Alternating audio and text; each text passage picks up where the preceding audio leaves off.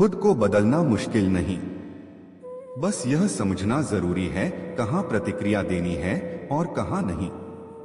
कभी कभी मौन शब्दों से भी ज्यादा प्रभावशाली होता है।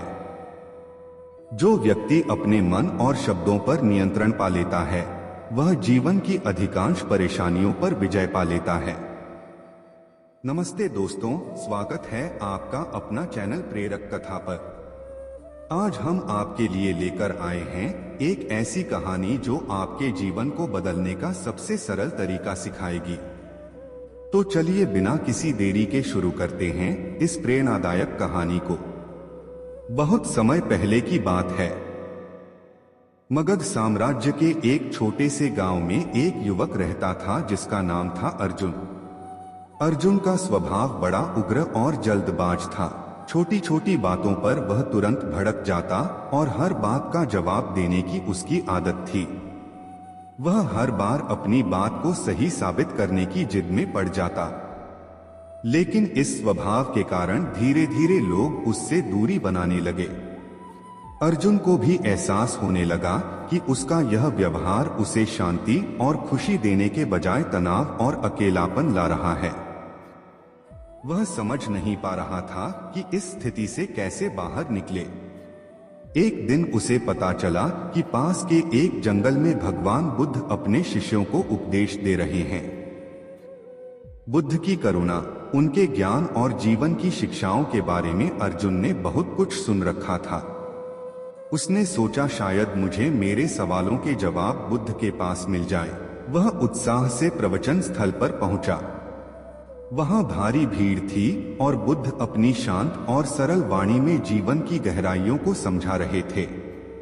उसी समय बुद्ध ने सभा को संबोधित करते हुए कहा, यदि तुम अपने जीवन में सच्चा बदलाव चाहते हो तो 10 मौकों पर मौन रहना सीखो। यह सुनकर अर्जुन के मन में एक नई उम्मीद जगी।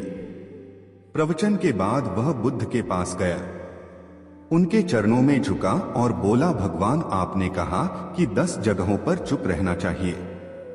कृपया मुझे बताएं कि यह 10 मौके कौन से हैं और मैं इन्हें अपने जीवन में कैसे लागू कर सकता हूं। बुद्ध ने मुस्कुराते हुए कहा, अर्जुन, यह जानने के लिए तुम्हें धैर्य, अनुशासन और आत्मनिरीक्षण की जरूरत होगी। अगर तुम तैयार हो तो मेरे साथ चलो। अर्जुन ने सहमति जताई और इस तरह उसकी जीवन बदलने वाली यात्रा शुरू हुई। पहला स्थान, जब कोई तुम्हारी आलोचना करे।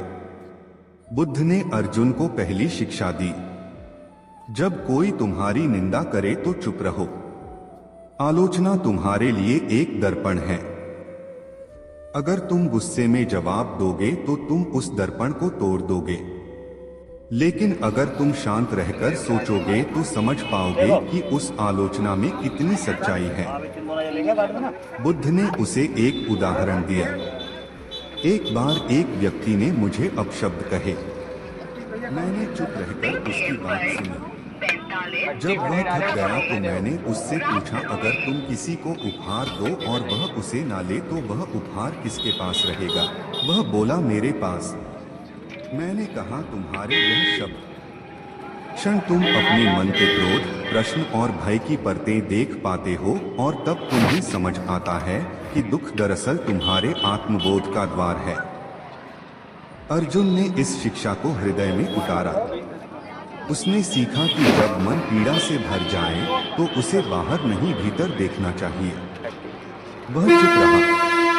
उसने अपने विचारों को शांत होते देखा और धीरे धीरे यह मौन उसकी आत्मा को सहलाने लगा। तब उसे एहसास हुआ कि दुख में चुप रहना भागना नहीं बल्कि खुद को पुनः खोजने का मार्ग है। 5वां स्थान, जब कोई तुम्हें उकसाए। बुद्ध ने अर्जुन से कहा, जब कोई जानबूझकर तुम्हें उकसाए तो सबसे बड़ा उत्तर मौन में छिपा होता है।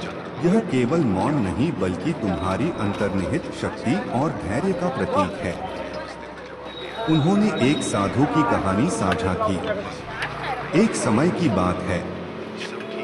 एक साधु था जो एक छोटे से गांव में रहता था। गांव के कुछ लोग उसके प्रति जलन और द्वेष से भरे थे। वे बार बार उसे तंग करते और प्रताड़ित करते। फिर भी वह साधु कभी उनसे उलझता नहीं, ना ही कोई कड़वी बात करता। वह केवल चुपचाप रहता, अपने ध्यान और साधना में लीन। धीरे धीरे गांव के लोग उसके उस धैर्य और शांति का सामना नहीं कर पाए। उनकी उकसाहटें उस पर कोई असर नहीं कर पाई। उसकी चुप्पी ने उनकी नकारात्मकता को पिघला दिया और उनकी सोच में धीरे धीरे बदलाव आ गया। वे समझ गए कि उसाना साधु को डरा या परेशान नहीं कर सकता। बुद्ध ने समझाया, जब तुम क्रोध या अपमान का जवाब क्रोध से देते हो तो लड़ाई बढ़ती है, पर जब तुम चुप रहते हो तो तुम एक ऐसी शक्ति दिखाते हो जो बाहरी उत्साह से अप्रभावित है। अपनी प्रतिक्रिया पर नियंत्रण रखना तुम्हारी मानसिक शक्ति का परिचय है। छठा स्थान, जब तुम्हारी सलाह की जरूरत ना हो। बुद्ध ने अर्जुन से कहा, हर जगह अपनी राय देना जरूरी नहीं होता। जब कोई तुमसे सलाह ना मांगे तो चुप रहना ही बेहतर है। सही समय और सही आवश्यकता को समझना ही सच्ची बुद्धिमानी है।